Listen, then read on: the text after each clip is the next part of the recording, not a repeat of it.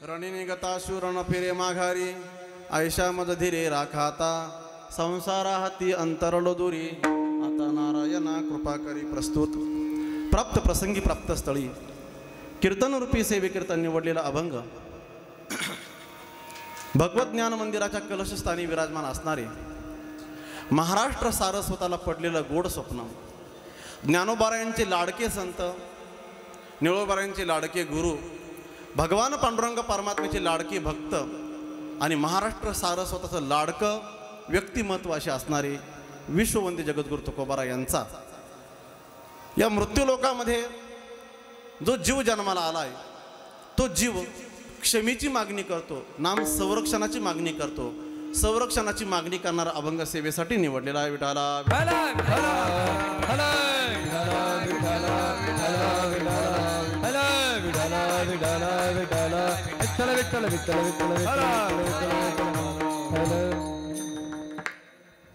आपला या पवित्र पावन आपलं बेलगाव तऱ्हाळे 123 वर्ष म्हणजे सद्गुरू जोग महाराज सप्ताला या वर्षी 125 वर्ष पूर्ण झाले आणि त्यानंतर अवघ्या 2 वर्षांना आपला सप्ताह सुरू झालेला आहे. म्हणजे आता 2 वर्षांना आपल्या गावाचा 125वा रौप्य महोत्सव आहे. तेवढी आनंदाची गोष्ट आहे महाराज. गेली 125 वर्ष आपण ज्ञानदानाचं किंवा ज्ञान अमृताचं श्रवण करत आहात आणि तेही पण गुरुवर्य बंकट स्वामी महाराज, लक्ष्मीबाबा इगतपुरीकर, मारुतीबाबा गुरव, गुरुदेव मामासाहेब, नथुसिंग बाबा आणि संस्थेचे सर्व गुरुवर्य की ज्यांच्या माध्यमातून आपल्यापर्यंत दर्शनासाठी आले ते आपल्या सर्वांचं आदरणीय, वंदनीय, पूजनीय, प्रातस्मरणीय परमपूजनीय बाबा, आपण त्यांना नाव घेऊ नये, बाबाच म्हणतो. बाबा म्हणलं तुमच्या लक्षात येतं आदरणीय पूजनीय बाबा आणि बाबांच्या आशीर्वादाने संपन्न होत असणारा त्याचप्रमाणे परमपूजनीय नामदेव बाबा बैरागी यांच्या आशीर्वादाने संपन्न होत असणारा हा आपला कार्यक्रम आपल्या गावामध्ये जुनं जाणतं ज्येष्ठ व्यक्तिमत्व आदरणीय दिगंबरजी महाराज सोनवणे जे नाशिक जिल्ह्यामध्ये एक नावाजलेली कीर्तनकार आहे आणि त्याच्या पाठोपाठ माझे सन्मित्र आदरणीय विठ्ठलजी महाराज आहेत आणि खरोखर आज विठ्ठल बाबा मला सार्थक झालं. कुठंतरी ते 3-4 वर्षाचं आता लिंक लागायला लागली. आज 2 जण समोर उभे राहिले, रथी आणि महारथी आहे की नाही. बापाने मुलाकडे बघावं, मुलाने बापाकडे बघावं, कौतुक करण्यासारखी गोष्ट आहे. का शुद्ध बीजा पोटी फळे रसाळ गोमटी आहे की नाही. आपण जसे संस्कार करतो तसं व्यक्तिमत्व पुढे उभं राहत असतं आणि निश्चितपणे काही कालाने का होईना मलाही धास्ती होती ट्रॅकवर कधी येणार, पण हळूहळू चाली लिंक लागत आणि म्हणून निश्चित त्याचा मला पहिल्यापासून अभिमान होता. मी अजूनही तुम्हाला फोटो दाखवतो इथल्या कीर्तनाचं 5वीचं आणि म्हणून पहिला अभिमान होता, आजही आहे. इथून पुढे भविष्य काळामध्ये त्यांना खूप मोठं व्हावं, सदाचारी जीवन जगून मोठं व्हावं. म्हणजे ते जर असलं सोबत तो अलंकार आहे ना, सदाचार हा अलंकार आहे आणि त्या अलंकाराबरोबर विद्वत्ता जर असली तर ज्याप्रमाणे सुवर्णामध्ये माणिक आहे की नाही, सुवर्णामध्ये इतर मोती त्याच्यामध्ये एखादा हिरा टाकावा मग त्यामध्ये अजून त्याचं महिमा वाढते. सुगंधाला सुवर्णाला सोनं त्याप्रमाणे विद्वत्तेला आचरणाची जोड असली म्हणजे अजून मजा येते. आणि म्हणून आदरणीय अरुणजी महाराज आहेत, माझे सन्मित्र दीपकजी महाराज आहेत. फार गोड असा हात त्यांचा, हातही गोड आहे, व्यक्तिमत्वही गोड आहे, दिसायलाही गोड आहे, वजनदार आहे पुन्हा आहे की नाही. सध्या त्यांच्या तालुक्याचा जोर आहे, कृषी खातं त्यांच्याकडे, पुन्हा जिल्हास्तरीय ते सध्या टेकडावर आहे ना, त्यामुळे वजनदार माणसं आहे ते दीपक महाराज आणि हातही वजनाचा आहे ना त्यांचा, वजनदार. आणि म्हणून गोड अशी दीपक बाबा ज्यांना मी विनंती केल्यानंतर माझ्या विनंतीला मान देऊन चांदवडवरनं आले. राघव चॅनलचे सर्व आमचे आदरणीय दादा, त्यांचंही कौतुक करा कारण उद्या तुमचा चॅनल ऑल वर्ल्ड टेलिकास्ट होणार आहे. तर राघव चॅनलचे सर्व आमचे आदरणीय दादा, गोड अशी साऊंड सिस्टम, पाहण्याची गरजच नाही. युको द्यान गेन द्यान ट्रबल द्यान अजिबात बघण्याची सुद्धा गरज नाही, दृष्ट लागावं असं साऊंड सिस्टम आहे. गोड साऊंड सिस्टम, मंडप सिस्टम गोड आहे, व्यवस्था गोड आहे. फक्त पाठीमागं माणसं बसले तेवढे थोडेसं मला झोपही लागणार नाही, कीर्तनही बरोबर होणार नाही माझं. ती दृष्ट लागल्यासारखं झालं आपल्या कीर्तनाला. असो विठाला विठाला. आणि ज्यांचं खरोखर कौतुक करावं, महिला वर्गाचं कौतुक कुठेही करा महाराज, कोणताही उत्सव तुम्ही संपन्न करा, त्यांचा वाटा हा सिंहाचा असतो.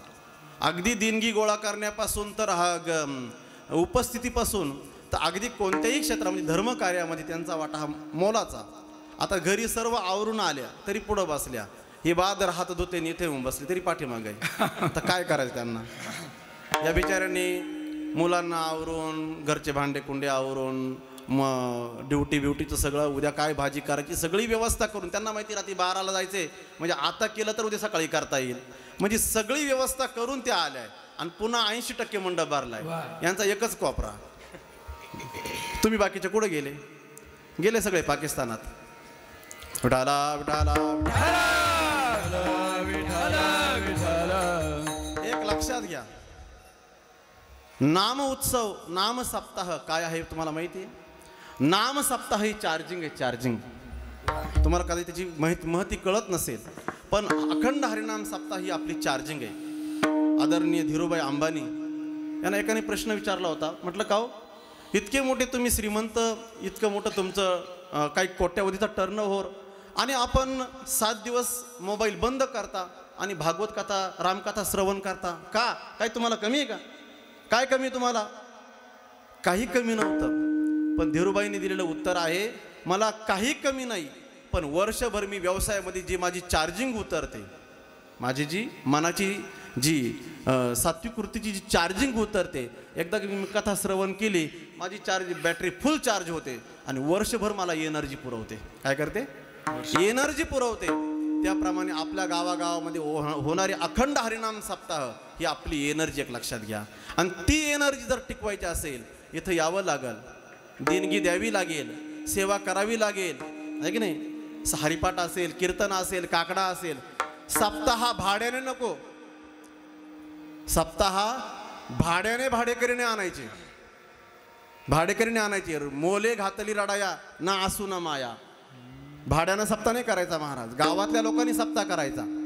ठीक आहे, दीपक महाराजांसारखे विद्वान आणणं ठीक आहे, 1-2 गायक बोलवून ठीक आहे. विनेकरी कशाला पाहिजे बाहेरचे? विनेकरी काय गावात काय कमी झाले का? विनेकरी रोज 2-2, 4-4 तास पत्ते खेळतात. इथं 2 दिवस 2 तास या, इथं विना घ्या, इथं साफसफाई करा. काय कमी पडणार आहे? आणि देवाने काय कमी केलं आपल्याला? जरा बाहेरचे राज्य जाऊन बघा, मग महाराष्ट्राचं वैभव तुम्हाला कळेल की महाराष्ट्र किती सुजलाम आणि सुफलाम आहे.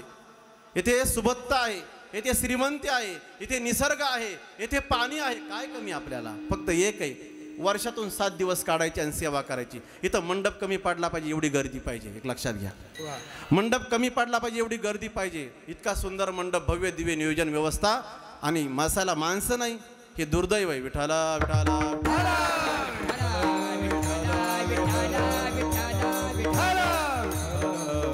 रणी निगता शूर न फिरे माघारी, ऐशा मज धीरे राखाता, संसारा हाती अंतरलो दुरी, आता नारायणा कृपा करी. यांच्या माध्यमातून या सेवेचा योगाला माझे आदरणीय परममित्र विठ्ठलजी महाराज, ज्यांचं गेली 10 ते 15 वर्षाचं आमचं प्रेमाचं नातं आहे, आणि त्या नात्यामध्ये दिवसेदिवस एक प्रकारे वाढ होत आहे.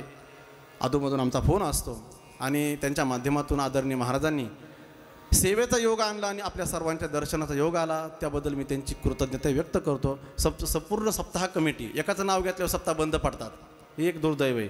एकाचं नाव घेतलं की सप्ताह बंद पडतात. संपूर्ण सप्ताह कमिटीच्या माध्यमातून ग्रामस्थ, भजनी मंडळ, तरुण वर्ग, युवा वर्ग, आमचे रामभाऊ आहेत, अजून त्यांचे सर्व मित्रवर्ग आहे, या सर्वांच्या माध्यमातून या कीर्तन सेवेचा योगाला सर्वांच्या चरणावर नतमस्तक होतो आणि सेवेला प्रारंभ करतो.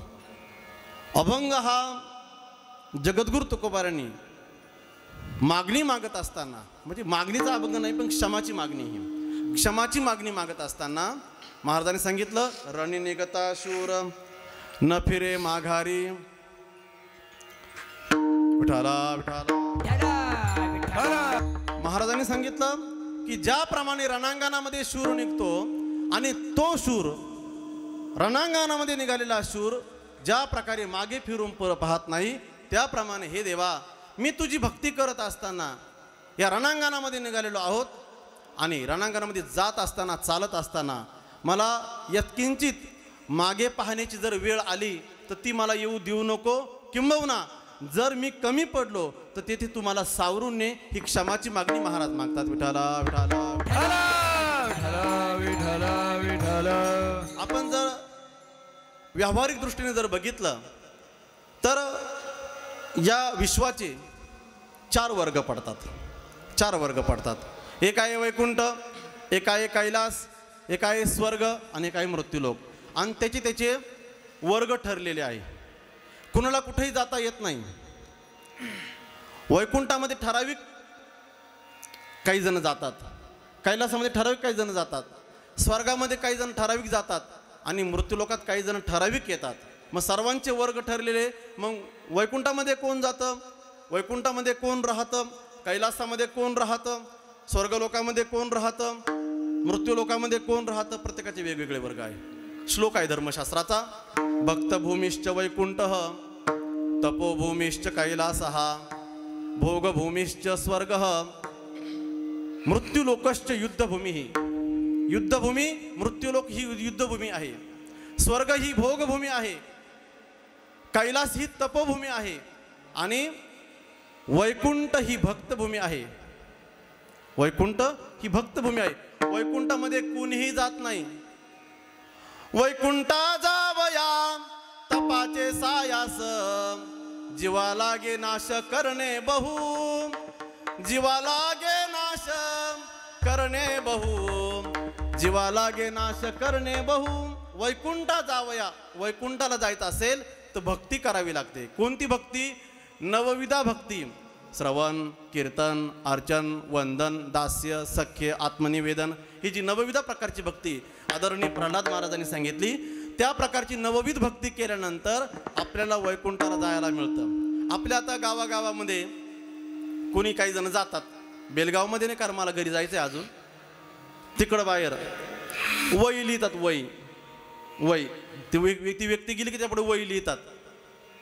आता त्याने कधी माळही घातलेली नसते, कधी तुळसही पाहिलेली नसते, कधी सप्ताहही आलेला नसतो आणि त्याच्या पुढं वही लिहितात.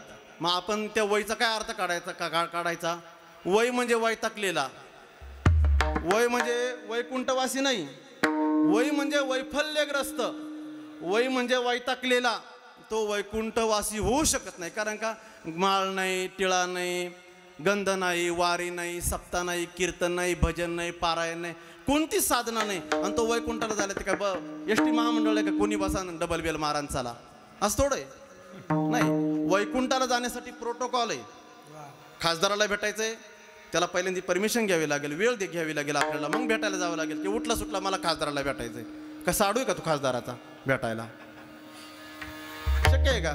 मंत्र्याला भेटायचंय, कुणी जाऊन मंत्र्याला भेटेल का? प्रोटोकॉल आहे त्याला. त्याप्रमाणे वैकुंठाला जायचं. कुणी वैकुंठाला जात असतं का? कुणीही वैकुंठाला जात नाही. वैकुंठाला जाण्यासाठी काहीतरी साधन करावं लागेल. विना साधन तुम्हाला वैकुंठाला जाता येणार नाही. ज्याप्रमाणे तुमच्या बँकेमध्ये बॅलन्स नाही तोपर्यंत तुम्हाला पैसे काढता येणार नाही. एक जण गेला घोटेला, नवं ATM कार्ड घेतलं बँक ऑफ महाराष्ट्राचं. ते म्हटले माझं ATM कार्ड हरवलंय. आता ही बँक ऑफ महाराष्ट्र नवीन सिस्टम काढली. ATM कार्ड हरवलं असं सांगितलं की ते लगेच ATM कार्ड देतात. त्यांनी एक ATM कार्ड घेतलं, नंबर पिन वगैरे सेट केला, पिन सेट केला आणि गेला ATM कार्डच्या मशीनमध्ये टाकलं, खटखट बटन दाबलं, पैसे नाही. ते पावती काढायचं बाहेर. एक टाईम झालं, 2 टाईम झालं, ते जाऊन मॅनेजरवर रागावले. म्हटलं गाव नवीन ATM कार्ड दिलं, पैसे काय निघत नाही? ते म्हटले दादा पैसे निघतील पण तुझ्या अकाउंटला बॅलन्स किती आहे? ते म्हटलं रुपया सुद्धा नाही. तुझ्या बापाची पेंड आहे का? विठाला विठाला अकाउंटमध्ये 1 रुपया बॅलन्स नाही आणि पैसे काढायला गेला. त्याप्रमाणे 1 रुपया सुद्धा साधन केलेलं नाही, 1 सुद्धा साधन नाही आणि वैकुंठाला जायला म्हणतो. कसं काय शक्य आहे? वैकुंठाला जाण्यासाठी काहीतरी साधन करावं लागतं. पुन्हा दुसरा टप्पा आहे.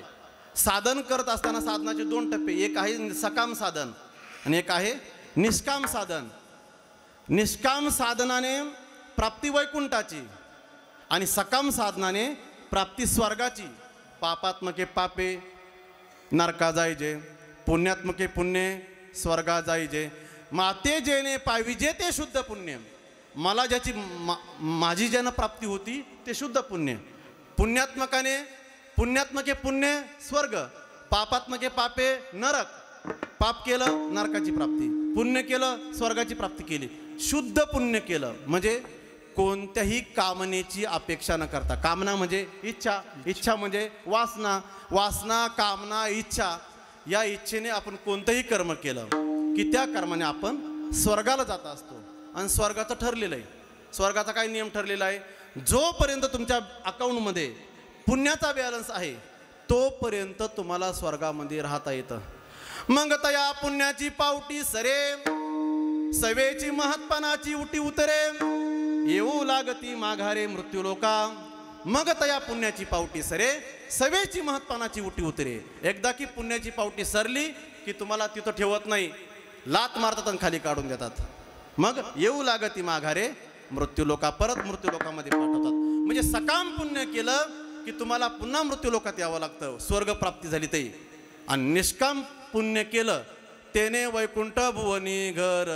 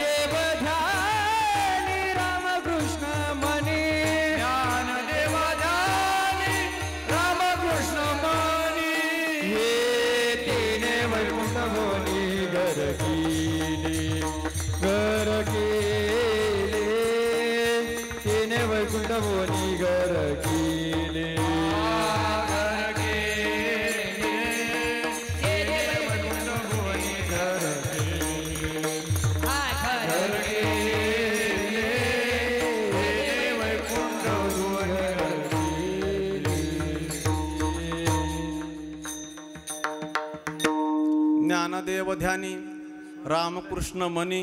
ध्यानी आणि मनी बरं का. ध्यानात असलं मनात नसलं तरी वैकुंठ भुवनी नाही, आणि मनात असलं आणि ध्यानात असलं तरी वैकुंठ भुवनी नाही. म्हटले माझ्या कीर्तन ध्यानात होतं पण मनात नव्हतं. का? ते कीर्तनकारच मला आवडत नव्हते, त्यामुळं ध्यानात होतं पण मला त्या कीर्तनाला जायचं नव्हतं. ध्यानात असून मी मनात घेतलंच नाही. आणि काही जण म्हणतात माझ्या मनात होतं पण ध्यानातच राहिलं नाही. दिवसभर कांदे पाणी भरलं, मशीनला चारा कापला, ध्यानात होतं पण थकल्यामुळं मनात राहिलं नाही, त्यामुळं विसरून गेलो. म्हणजे ध्यानात असलं तर वैकुंठ भुवनी, पण नुसतं ध्यानात नाही मनातही पाहिजे. ध्यानी आणि मनी हे वाङ्मय संतांचं आहे महाराज. त्यामुळं प्रत्येक शब्दाला किंमत आहे. इथं एक शब्दसुद्धा फेल जाणार नाही. एक शब्दावर PhD करणारे डॉक्टर इथं महाराष्ट्रामध्ये भारतात. कशावर? संत वाङ्मयावर. इतकी पावर या शब्दांमध्ये, ध्यानी आणि मनी. अजून एक शब्द आहे, गुरुवर्य पोपट महाराजांच्या मुखातून एक ओवी ऐकली मी. जे बाबा स्वर्गा उबगले मुमुक्षु योग ज्ञाना वळगले. किती ओवी सुखी वाटते की नाही. जे बाबा स्वर्गा उबगले मुमुक्षु योग ज्ञाना वळगले, आहे की नाही. भव आणि स्वर्ग. भव म्हणजे संसार, स्वर्ग म्हणजे स्वर्ग. जे संसाराला आणि स्वर्गाला उबगले म्हणजे ज्याचा कंटाळा आला ते योग आणि ज्ञाना वळगले म्हणजे योग आणि ज्ञानाका वळाले. केवढी ताकद आहे महाराज शब्दांमध्ये. जे भव स्वर्गा उबगले मुमुक्षु म्हणजे ज्यांना मोक्षाची इच्छा आहे ते योग ज्ञाना वळगले. अशी ताकद या वाङ्मयामध्ये आहे. म्हणून ध्यानी आणि मनी, म्हणून वैकुंठ भुवनी घर केले. विठाला विठाला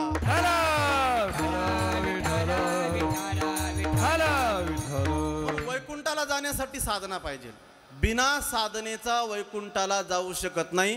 तुम्हाला दरवाजात सुद्धा घेणार नाही. दरवाजात कशाला? तुम्हाला ती बसच भेटणार नाही. ती बस तुमच्यासाठी नाही, मग ती बस ठराविक भक्तांसाठी आहे. जे निष्काम भक्त आहे त्याच भक्तांसाठी ती बस अवेलेबल आहे. तुम्हाला ती बस उपलब्ध होणार नाही.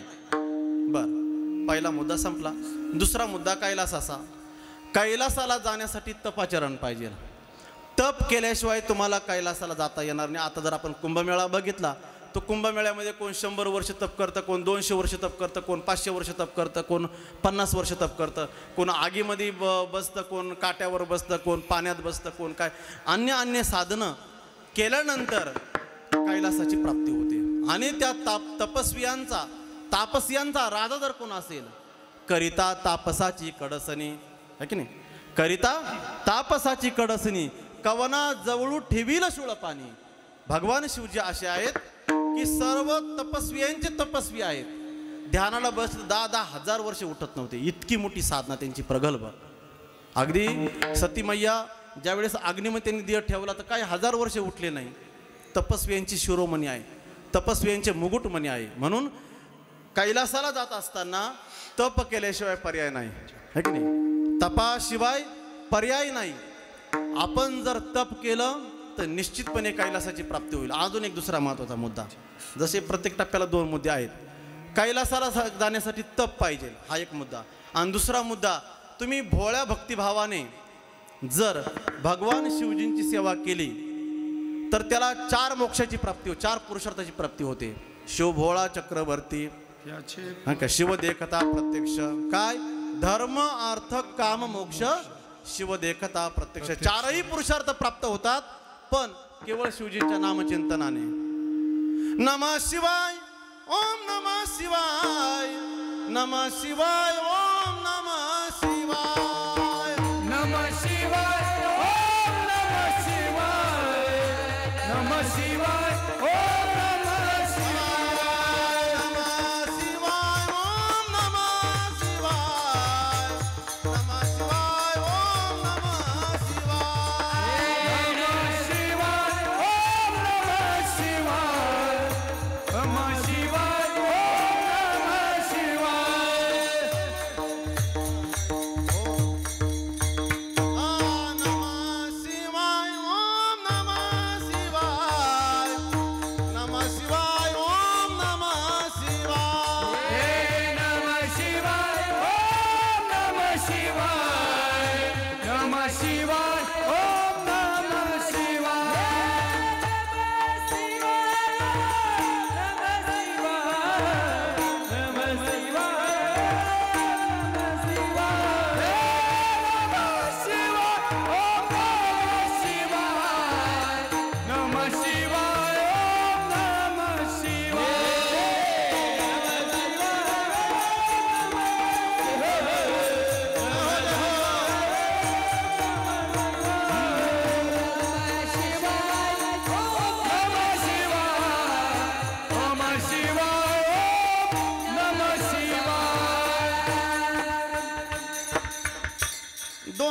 दोन प्रकार आहे। आपण साधना तप केल्यानंतर कैलासाची प्राप्ती, आणि आपण जर केवळ या पंचाक्षरी मंत्राचा जप केला, या पंचाक्षरी जर मंत्राचा जप केला तर सहज सुलभ आपण अनेक असे शिवमहापुराण कथा आमची परवापासून सुरू होते। आंबेबाऊला इथे भेटता वेळ तर 24, 25, 26 तर आमच्या त्या कथानकामध्ये वाचनात आलं, साधे बोळे भक्त, तो चंडभिला असेल, ती चंचुला असेल, अशा अनेक उदाहरणं आहेत की केवळ आणि केवळ फक्त पंचाक्षरी नामस्मरणाने त्यांना कैलासाची प्राप्ती झाली। हे मंत्र बडा मंगलकारी ओम नमः शिवाय ओम नमः शिवाय, हे मंत्र बडा मंगलकारी मंत्र आहे, ओम नमः शिवाय। आणि म्हणून कैलासाला जात असताना तपाची गरज आहे, वैकुंठाला जात असताना भक्तीची गरज आहे, स्वर्गाला जात असताना तुम्ही जर सकाम कर्म केले। पूर्वीच्या काळामध्ये राजे लोक यज्ञ करायचे, राजसूय यज्ञ, अश्वमेध यज्ञ, पुत्रकामेष्टी यज्ञ, वाजपेयी यज्ञ, आणि असे विविध यज्ञ केल्यानंतर त्यांना स्वर्गाची प्राप्ती व्हायची। बळीराजानं 99 यज्ञ केले होते, फक्त एक यज्ञ शिल्लक होता। अनेक राजांनी वेगवेगळे यज्ञ केले आणि त्या यज्ञाच्या माध्यमातून त्यांनी स्वर्गाची प्राप्ती करून घेतली। स्वर्गाला गेल्यानंतर एक ठरलेलं आहे, मग मी सांगितलं, स्वर्गाला गेल्यानंतर तुम्हाला तोपर्यंत अधिकार स्वर्गाचा जोपर्यंत तुमच्या खात्यामध्ये पुण्याचा बॅलन्स आहे। पुण्य संपलं तुम्हाला तिथं राहता येत नाही, पुण्य संपलं तुम्हाला खाली यावं लागतं। मग स्वर्ग ही भोगभूमी आहे, कैलास ही तपभूमी आहे, वैकुंठ ही भक्तभूमी आहे, आणि मृत्यूलोक ही युद्धभूमी आहे, युद्धभूमी। मृत्यूलोकामध्ये प्रत्येकाला कोणत्या ना कोणत्या गोष्टीबरोबर युद्ध करावं लागतं। ते म्हटले महाराज आमचं कोणाचं युद्ध होत नाही, नवरा बायकोचं होतं ना, भाजी काय केली आणि काय केलं एवढं तर आहे ना। मृत्यूलोकामध्ये प्रत्येकाला युद्ध करावं लागतं, प्रत्येकाच्या युद्धाचा विषय वेगळा असेल, पण युद्ध करावं लागत नाही असा एकही माणूस तुम्हाला शोधून सापडणार नाही. मग जसे 4 लोक आहेत तसे योद्धेही वेगवेगळ्या प्रकारचे आहे. मग 3 योद्धे आहे, जीव योद्धा, देव योद्धा आणि साधक योद्धा. पहिला आहे देव योद्धा, दुसरा आहे साधक योद्धा आणि तिसरा आहे जीव योद्धा. तिघांचं वेगवेगळ्या लोकांबरोबर युद्ध आहे. देवाचं युद्ध दानवांशी नाम दैत्यांशी, साधकाचं युद्ध संसाराशी अंतरशत्रूशी आणि जीवाचं युद्ध मृत्यूलोकातील संसाराशी. विठाला विठाला विठ्ठल विठ्ठल. देवाचं युद्ध दानवाशी. भगवान परमात्मा अवतार घेतो दानवांना मारण्यासाठी. परित्राणाय साधूनाम विनाशाय च दुष्कृताम धर्म संस्थापनार्थाय संभवामि युगे युगे. साधूनाम परित्राणाय दुष्कृताम विनाशाय धर्म संस्थापनार्थाय संभवामि युगे युगे. साधूंचं रक्षण, दुर्जनांचा नायनाट, धर्माची संस्थापना, 3 कामासाठी देवाचा अवतार कार्य. साधूंचं रक्षण करण्यासाठी येतो, आल्यानंतर दुर्जनांना मारून जातो आणि धर्माची संस्थापना करतो. भगवान प्रभू रामचंद्र अयोध्येमध्ये आले, 13 वर्ष चित्रकूटावर राहिले, 13.5 वर्ष, 6 महिने आपल्या पंचवटीमध्ये आले आणि त्यानंतर त्यांनी रामेश्वरला जाऊन रामेश्वराची पूजा केली. रावणाला बोलवलं, तिथं पूजा केली. रावणाचा वध करण्यासाठी लंकेत गेले. रावणाचा वध केला रावणाचा वध केला आणि काय केलं? रावणाचा वध केला, लंका नगरी आपल्या ताब्यात घेतली. असं आहे का? आपल्या ताब्यात आपण जर असतो, भावाला मुलगा नाही, ती जागा आपण आपल्या नावावर करून घेतली असती. तसं नाही. प्रभू रामचंद्रांनी लंका नगरी जिंकली आणि ती बिभीषणाला दिली. भगवान कृष्ण कन्हैयानं कंसाला मारलं, मथुरा हस्तगत केली आणि आपल्या ताब्यात घेतली का? नाही. त्या गादीवर उग्रसेनाला बसवलं. राम आणि कृष्णाची भविष्यकाळामध्ये संपूर्ण समाजाला गरज का? जे आपलं नाही त्याला आपलं म्हणायचं नाही. सध्या आपलं ते आपलं आणि तुमचं तेही आपलं, असा प्रकार सध्या चालू आहे. लोक कोर्टामध्ये भांडण करतात. कशामुळं? नाही, माझं ते माझं पण तुझं तेही माझं, असा प्रकार आहे. आणि म्हणून लंका नगरी जिंकली, बिभीषणाला दिली. मथुरा नगरी जिंकली, उग्रसेनाला दिली. आणि म्हणून रामकृष्णाधिक अवतारांनी दानवाबरोबर युद्ध केलं, दुर्जनांचा नायनाट केला आणि धर्माची संस्थापना केली. म्हणून देवाचं युद्ध दानवांबरोबर. काही जणांनी प्रश्न विचारला, म्हटलं का महाराज, प्रभू रामचंद्रांनी माणसांवर अन्यायच केला. म्हटलं कसं काय? ते म्हटले त्यांनी नरांना न्यायचं तर वानरांना नेलं, माणसांना न्यायचं त्यांनी वानरांना घेऊन गेलं. असं का? अरे दादा, म्हटले प्रभू रामचंद्र हे हुशार होते. चतुरातो शिरोमणी गुण लावण्याची खाणी मुकुट सकळा मनी धन्य तुझी विठोबा. देव हा चतुर आहे, नुसता चतुर नाही, चतुरांचा शिरोमणी आहे. त्याला माहिती होतं 5 कोटी घरे शुद्ध कांचनाची आहे की नाही, 7 कोटी घरे जे ते शुद्ध कांचनाची. जर माणसं नेले तर 84,000 रुपये तोळं चालू आहे. 84,000 रुपये यांनी आखी लंका नगरी धुवून आणली असती. पार विटान, दरवाजेन, साकळ्यान, कडेकोंडेन, मुसळन, खलबत्तान सगळे घेऊन आले असते. कारण नगरी सुवर्णाची ना, नगरी सुवर्णाची असल्या कारणानं माणसांनी काही शिल्लक ठेवलं नसताना आणून यांच्या ताब्यात दिलं असतं आणि ह्या म्हणल्या असत्या माझ्या बापानं केलंय म्हणून. बेलगाव, मला सांगा, खरं तुमचे भाऊ करतात का सोनं तुम्हाला? काही खोटं बोलतात. इकडून 50 मार, 100 मार, 200 मार, 1000 मार आणि तिकडं 2 दिवस जायचं. आणि माझ्या आईनं मला बोलवलं होतं आणि ती म्हणली तुला 2 मणी करून घेते. काही टापा मारायचा का? इकडचाच खिसा मारेल, इकडच्या पाकिटा मारायच्या, वरून तिकडून आणायचं आणि पुन्हा यांच्यावर बाब गाजवायचा. आता यांना काही बोलता येत नाही. बरं, बोलावं तर पुन्हा याचे वांदे, जाऊन गोटीला मिसळ खायची पाळी. त्यामुळे हे काही बोलत नाही. हे आपले बिचारी शांत माणसं, पण तुम्ही महाहुशार म्हणजे बोलणंच नाही काही. आणि म्हणून प्रभू रामचंद्रांनी नरांना नेलं नाही, वानरांना नेलं. बरं, दुसरा त्याचा फायदा अजून, स्वयंपाक करायची गरज नाही. आचारी पान भांडे घासा ते बाकीच्या 12 भानगडी नाही ना. राणेची आपाले खाईरा किवी नेवाने करवेल लंकेश्वरा. राणेची आपाले खाईरा. कोणत्याही झाडावर जा, जांभूळ काढा फणस पाडा, आंबा काढा जाम काढा, काही काढा, खायला सोपं, पाला खा पाचोळा खा काही का. म्हणजे वानरांचे खायचं टेन्शन नाही. पुन्हा इसी रूम घ्यान, डुप्लेक्सच घ्यान, साधाच घ्यान, हॉलच घ्या, ते टेन्शन नाही. कोणत्याही झाडावर बसा ते टेन्शन नाही. म्हणून प्रभू रामचंद्रांनी नरांना नेण्याऐवजी वानरांना नेलं. हा फायदा आहे, हा फायदा आहे. म्हणून देव अवताराला येतो दुर्जनांच्या नाशासाठी. म्हणून देवाचं युद्ध हे दानवांसाठी, दानवांबरोबर. साधकाचं युद्ध, जीवाचं युद्ध मृत्यू लोकातील आपत्य स्वकीयांशी आणि परकीयांशी. जीवाचं युद्ध कोणाबरोबर? स्वकीयांशी आणि परकीयांशी. मला सांगा, आपण सर्वजण इथं बसलेले आहोत. तुम्ही सर्वजण प्रामाणिकपणे मला सांगा, तुम्हाला जो त्रास आहे तो माझ्यामुळे, एक कॅमेऱ्यावर आमचे राघव चॅनलवाल्यामुळे का तुमच्यामुळेच आहे? तुमच्या माणसांमुळे तुम्हाला त्रास आहे. आणि आता आमचा त्रास आम्हाला काय हे तुम्हाला काय सांगू आम्ही?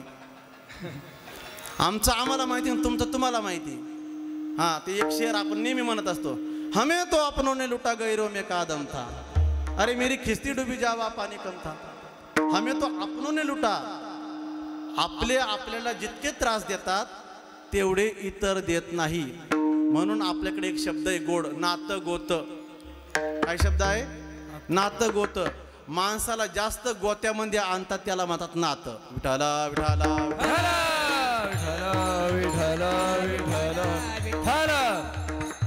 छत्रपती शिवरायांच्या इतिहासामध्ये 7वीला मला वाटतं 4थीला पुस्तक होतं राजा शिवछत्रपती म्हणून. आणि 4थ्या क्रमांकाचा धडा होता का 7व्या क्रमांकाचा होता? 4थ्या क्रमांकाचा. स्वकीय शत्रूंचा बंदोबस्त असा धडा होता. महाराजांचं निम्म आयुष्य स्वकीयांचा बंदोबस्त करण्यामध्ये गेला. त्यामध्ये अनेक नाव, आता काही राग यायला लागला त्यांना, कारण का सदी प्रतिष्ठित मंडळी झाली. पण घोरपडे असतील, अनेक माणसं की ज्यांनी महाराजांना प्रचंड त्रास दिला. महाराजांचं स्वराज्य निर्माण होऊच नये, हिंदवी स्वराज्य निर्माण होऊ नये यासाठी रात्रंदिवस बाजी घोरपड्यासारख्या माणसाने प्रचंड त्रास दिला, प्रचंड त्रास दिला. एक नाही, हजारो नावं आहेत की आपल्याच माणसांनी महाराजांना त्रास दिला. म्हणून आपल्याला आपले माणसं मागे ओढतात, आपल्याला आपले माणसं मागे ओढतात, बाकीचे माणसं मागे ओढत नाही. एक लक्षात घ्या, छत्रपती शिवरायांच्या पाठीमागे त्या काळात अखंड हिंदुत्वाचा महाराष्ट्राचा सर्व जर योद्धा पाठीमागे उभा राहिलेला असता तर खैबर खिंडीमधून पठाणांची माय जणली नसती एक पाऊल टाकण्याची. राजा आणि सरदार इतके बलवान होते आपले, पण आपलेच भेदी होते, आपलेच वैरी अशी होते की आपल्याला संपवायला निघाले होते. काय टाप आहे महाराज कोणाची मध्ये घुसण्याची. एक योद्धा असा होता की पुन्हा आता पुढे येईल तुम्हाला सांगाल मी, रणनिगिता शूरांना फिरे माघारी. स्वकीय शत्रूंचा बंदोबस्त करावा लागतो आणि परकीयांशी युद्ध करावं लागतं. उभा जन्म माणसाचा सांगता सांगता माणूस मरून जातो, पण काही लोक सुधरत नाही. तुकोबारांना म्हणावं लागलं, किती सांगो तरी नायकती बटकेचे पुढे शिंदळीचे रडते. विठाला विठाला आणि म्हणून जीवाचं युद्ध आहे स्वकीयांबरोबर परकीयांबरोबर. आता साधकाचं युद्ध आहे आंतरशत्रूशी.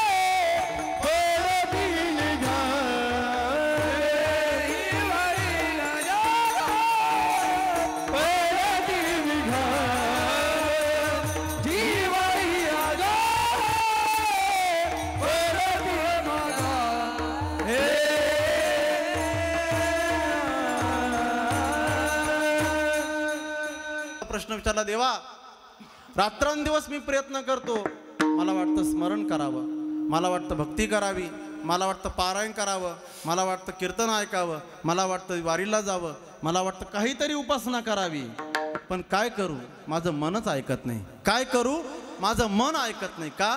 कारण काम क्रोधाधिक विकार हे माणसाला आडवे येतात.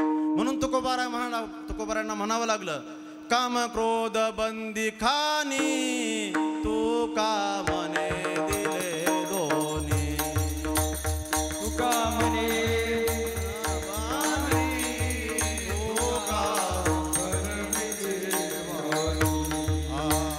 काम क्रोध बंदी खानी तू का मने दिले दोन्ही.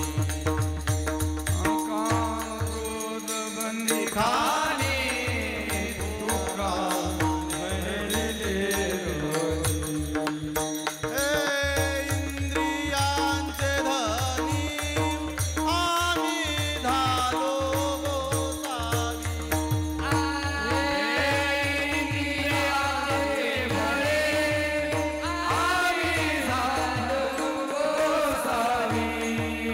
इंद्रियांचे धनी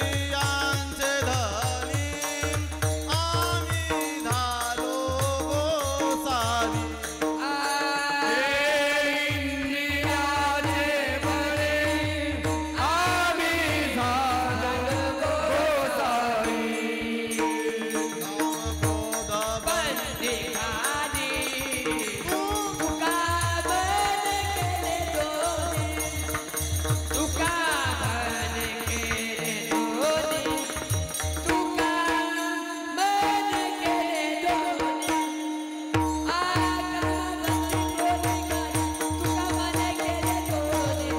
इंद्रियांचे धनी आम्ही झालो गोसावी. काम क्रोध बंदी खानी तुका मने दिले दोन्ही. इंद्रियांचे धनी आम्ही झालो गोसावी, आम्ही झालो गोसावी. काम क्रोध बंदी खानी तुका मने दिले दोन्ही. काम क्रोधाधिक विकार बंदी खाण्यात टाकले, बंदी खाण्यात. प्रमाणे चरित्राचे तुकोबरायांची परीक्षा बघण्यासाठी भामचंद्र डोंगरावर माऊली गेली. जाई ओ तुम्हा ते न करी सायास, आम्ही विष्णुदास तैसेनो. कामाला बंदी खाण्यात टाकलं. मंबाजी गोसावीने काट्याच्या पासाने मारले. सायंकाळी तेल घेऊन गेले मंबाजींच्या हात चोळायला. क्रोधाला बंदी खाण्यात टाकलं. आणि छत्रपती शिवराय नजरांनी घेऊन आले. महाराजांना सांगितलं, काय दिला ठेवा हा मा विठ्ठलाची व्हावा. एर तुमचे वित्तधन ते मज मृतके समान, कंठी मिरवा तुळशीन व्रत करा एकादशी. लोभाला सुद्धा बंदी खाण्यात टाकलं. म्हणून काम क्रोध बंदी खानी तुका म्हणे दिले दोन्ही.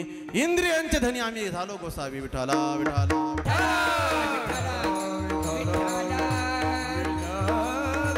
आंतरशत्रूंशी युद्ध करावं लागतं कोणाला, साधकाला. आणि बहिर समाजाशी युद्ध करावं लागतं. बहिर समाज साधकाला काय त्रास देतो? अहो खऱ्या अर्थाने बहिर समाज साधकाला त्रास देतो. बहिर समाज काय काय त्रास देतो? त्रास देण्याचे 4 प्रकार आहे. एक, बहिर समाज साधकाला हसतो. बहिर समाज साधकाची निंदा करतो. बहिर समाज साधकाला जातीपातीच्या बंधनात अडकवतो. आणि परिणामी बहिर समाज साधकाची हत्या सुद्धा करू शकतो. काय करतो? हत्या सुद्धा करतो. क्रमांक 1, बहिर समाज साधकाला हसण्याचा प्रयत्न करतो. का लेकरं उभे बघा, छोटे छोटे. हे लेकरू आमचं उभं आहे, ते बसलेले म्हणा. आणि ते छोटे छोटे पहिले विद्यार्थी होते, ते 1-2 जण झोपले म्हणा. पण छोटे छोटे बाळं असतात. आणि ते उभे राहिलं का कोणीतरी महासायचं, झाले का वारकरी, घातल्या का माळा, झाले का लावले का टिळे. तर त्यांना काय माहिती 10,000 रुपये पर डे चालू आहे म्हणून.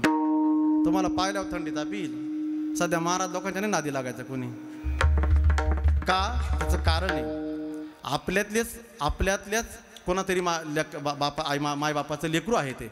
आणि कलेनं मोठं झालं, साधना केली, तप केला, तर हे का इतकं गोड पक्वात वाचतो. ते का फुकट आहे? पहिली मधुकरी खाली, 5-10 वर्ष उपवाशी राहिले, आणि त्यानंतर हा गोडवा आहे. कोणी फुकट मारत कसं मिळेल कोणाला? घरात बसून काही मिळत नाही, देरे हारी पलंगावरी काही मिळत नाही. त्यासाठी मेहनत करावी लागते. आमच्या काही कीर्तनकाराच्या भाषेत सांगू का, त्यासाठी घासावी लागते, फुकट नाही. काय लाभ नोय फुकासाठी केल्या विन जीवा आटी, पोटाला पीळ पडल्याशिवाय कोणताही लाभ प्राप्त होत नाही. पोटाला पीळ पडत असतो महाराज. आणि म्हणून हसतात लोक. एखादा मुलगा भजनामध्ये आला, हसतात. आपलं तर आपले गावातलं भजनी मंडळ चांगलं आहे, पण काही काही भजनी खोडीचे राहतात हो. एक अभंग जन्मभर एकच अभंग म्हणतो. जसे काही तुकोबारीने त्याच्या नावानं नोटरी करून दिलेली आहे, तो एकच अभंग. तुम्हाला नाही बरं का, मला घरी जायचं आहे अजून. तुम्ही चांगले सगळे. तिकडं मी सांगतो मध्य प्रदेशमधला, नाही तर तुम्ही मला इथंच गाठवायचे मध्ये कुठंतरी. काय रे म्हटले, आमचं नाव घेतो पुन्हा, परत तुला बेलगावमध्ये कसं आहे तेच पाहतो, असं नाही. आणि म्हणून एकच अभंग, जन्मभर तोच अभंग तीच चाल.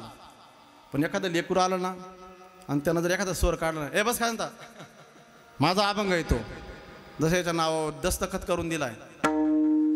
एखादा पक्वाद वादक, गावठी पक्वाद वादक असतो. आता आमची जी आळंदीकर मंडळी, त्यांना एवढा एगो नसतो, कारण रोजच आहे महाराज. उठलं का पक्वाद वाजवा, उठलं का कीर्तन. पण ते गावातले जे पक्वाद जे राहते, इथलं नाही बरं का, मला घरी जायचं आहे अजून. तिकडं बाहेर लांब MP चं. आणि तो पक्वाद मग गावठी 2-3 जिंगणांग चिकणांग बोल येते त्याला, डपचक डुपचिक टापचिक टुपचिक काही वाजू देते. आणि त्याच्यावर ते भजन. आणि मग ते भजन होणार 9ला सुरू. हा बहादर येतो 10 वाजता. सुरू करा, पीठमाळा, गट्ट्या आणा, हातोडे आणा, सतरंजी टाका, त्या सगळ्या सेवा करायला तो यांना. मग बादशाह येऊन बसणार. आणि मग आल्यानंतर 2 अभंग म्हणला का बिडीच फुकणार, सिगरेटच ओढणार, गुटखाच खाणार, तंबाखूच खाणार. भजन ते ओंगाळवाने, नरकात जाणे चुकेना. आमचे इंदुरकर बाबा म्हणतात, 1 किलो गुळ खातो आणि एकच गवळण म्हणतो. अशी तू गवळण म्हणतो कशी काय? 1 किलो गुळाला 1 गवळण म्हणजे 60 रुपये गवळण पडली आम्हाला. गुळ 60 रुपये का 72 रुपये? 72 रुपये का 60 रुपये गुळ? म्हणजे 72 रुपये गवळण पडली. एक शब्द केवढ्याला पडला सांगा मला तुम्ही? 4 चरणाची गवळण 1 किलो गुळ खाला. आणि म्हणून हसतात, निंदा करतात. एक लक्षात घ्या, येती आशेषही पापे निंदका जवळी. कुणाची निंदा करू नये महाराज. जर निंदा केली तर सर्व सुटतात. जो निंदक आहे ना, निंदक, सगळे पाप त्याच्या जवळ येऊन थांबतात. म्हणून जे निंदा करणारे आहे ते कुणी सक्सेस झाले नाही. निंदा करणारा, हसणारा आजपर्यंत यशस्वी झाला नाही, यशस्वी होत नाही. म्हणून कोणाची निंदा करायची नाही, कुणाला हसायचं नाही. एक लक्षात घ्या, आपल्याला मोठं व्हायचं ना, त्याची रेषा नाही कमी करायची, आपली रेषा वाढवायची. काय करायचं? आपल्याला मोठं होत असताना समोरच्याची रेषा कमी नाही करायची, आपली रेषा वाढवली का आपाप आपण मोठं होत असतो. आपल्याला मोठं होण्यासाठी हाच पर्यायी मार्ग आहे की सततम. काय सततम? चैतन्य महाराजांचं वाक्य आहे. तुम्ही सततम हा शब्द कोणत्याही क्षेत्रामध्ये, राजकीय क्षेत्र असू द्या, व्यापार क्षेत्र असू द्या, कृषी क्षेत्र असू द्या, अध्यात्म क्षेत्र असू द्या, कला क्षेत्र असू द्या, सततम म्हणजे सदा हा शब्द तुमच्या जीवनामध्ये ठेवा. रियाज करेगा वो राज करेगा. प्रत्येक क्षेत्रामध्ये जो रियाज करतो, नाम प्रयत्न करतो, या जगाच्या पाठीवर जो रियाज करणार आहे त्याला फल प्राप्त झाल्याशिवाय राहत नाही. विठाला विठाला. म्हणून प्रयत्न करा, निंदा झाल्याशिवाय राहणार नाही. जे लोक सध्याच्या मुख्यमंत्र्याला हसले ते सगळे घरी बसले. आणि तो एकतर्फी मुख्यमंत्री, एकतर्फी, 1 साइड. का 5 वर्ष मी पुन्हा येणार, मी पुन्हा, हसत होते त्याला.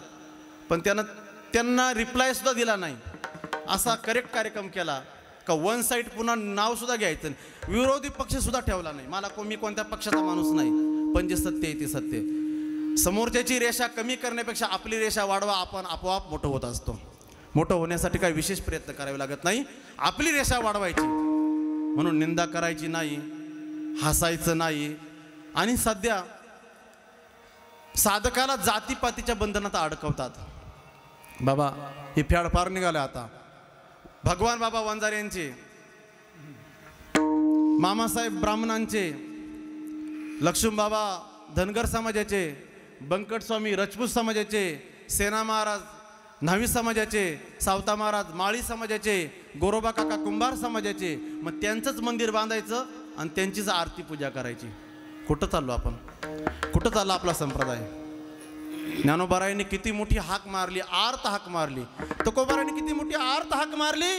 तुकोबारांना म्हणावं लागलं, जयाने घातिली मुक्तीची गावाली, मिळविली माती वैष्णवाची, मिळविली माती वैष्णवाची.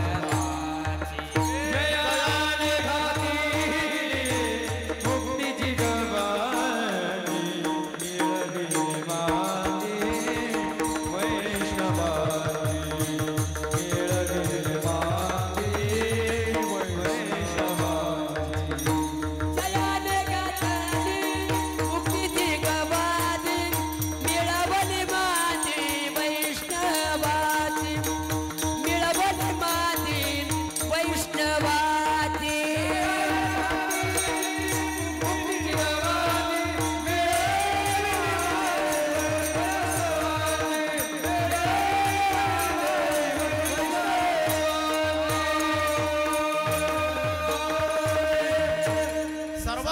व्यासपीठावर आणलं, त्याला वारकरी संप्रदाय म्हणतात.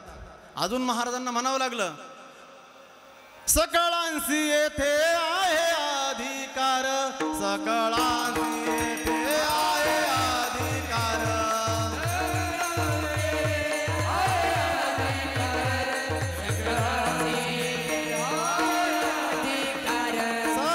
सकळांसी येथे आहे अधिकार, सकळांसी येथे आहे अधिकार,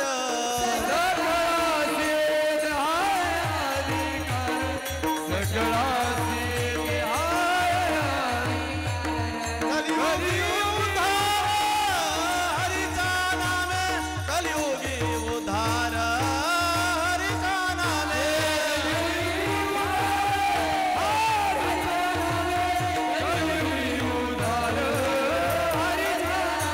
कलियुगी उद्धार हरीचा नामे, कलियुगी उद्धार हरीचा नामे,